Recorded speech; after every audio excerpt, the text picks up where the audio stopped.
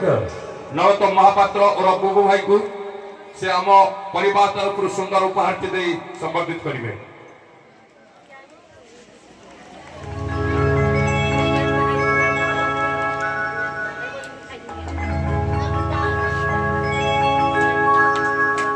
जोरदार गोटे करताल दबा जाऊ ये हूँ आम स्नेह सदिच्छा आशीर्वाद समय निश्चित भाव अनुरोध करी आम गणे उपस्थित बड़ भाई मान को आम पदे किसी वक्तव्य प्रदान करेंगे। आज यात्रा पूजाराणी आम गाँ प्रति जो भल पाइबा जो निष्ठा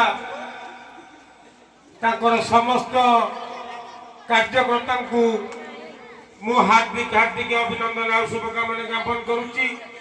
तो सहित ये यात्रा टी तैयारी करथिबा प्रयोजकों को मोर हृदयतम प्रदेश गभीर श्रद्धांजलि ज्ञापन करुच्ची। ए अनुष्ठान आग को जय बाबा बालुकेश्वर कृपारू आग को आगे चलू मुझे कही मोर वक्तव्य साइन करुच्ची।